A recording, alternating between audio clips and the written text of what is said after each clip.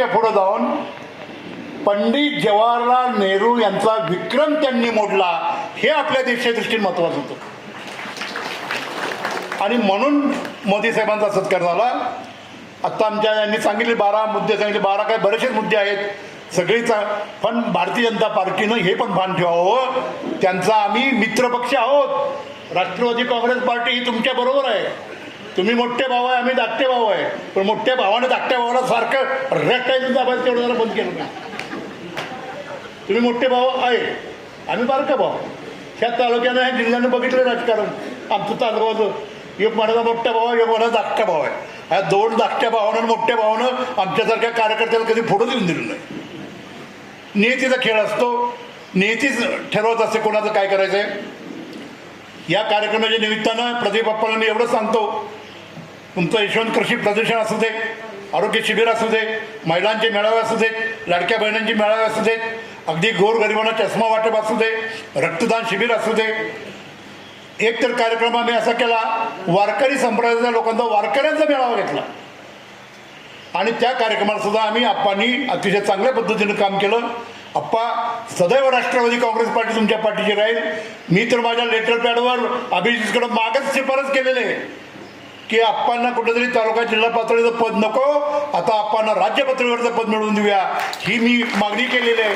आणि मागणी पूर्ण झाल्यानंतर या ठिकाणी आपण परत सगळे एकत्र बसू.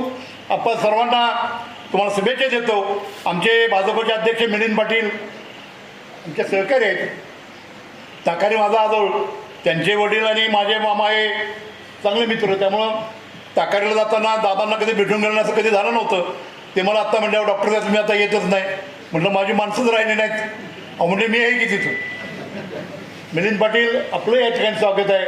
आमचे सत्तार साहेब आहेत, भोसले साहेब ज्यांना पुरस्कार मिळाले आहेत, आमच्या मिठाग्रे ताई आहेत, आमचे अण्णा ज्यांनी आत्ता बाकच काढला सगळ्यांचा, असे आमचे अण्णा आहेत. अतिशय चांगले मुद्दे तुम्ही मांडले.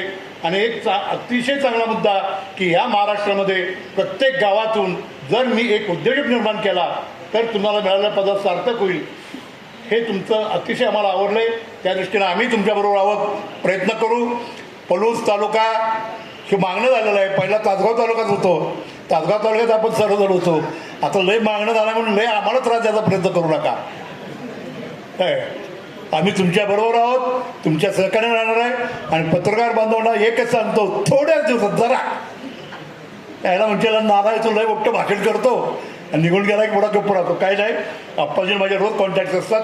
वरती नेतेमंडळाची चर्चा चालू आहे, सगळं काय व्यवस्थित होईल. आपण मला इथं बोलवलं, माझा मान सन्मान केला, मला बोलण्याची संधी दिली, याबद्दल मी आपणा सर्वांचा आभार मानतो. खास करून संयोजकांनी मला या ठिकाणी लवकर बोलायची संधी दिली, त्याबद्दल सुद्धा मी त्यांचा आभार मानतो. कारण जरा माझी चुलबुल वाढली होती, डायबिटीज आहे, पुण्यावरून आलो होतो. पहिला म्हटलं काय नाही खाल्लं तर काय करायचं, आता होतं आपलं खायला खाल्लं, सगळं चांगलं झालं. सर्वांना मी शुभेच्छा देतो. आपण परत एकदा शुभेच्छा देतो.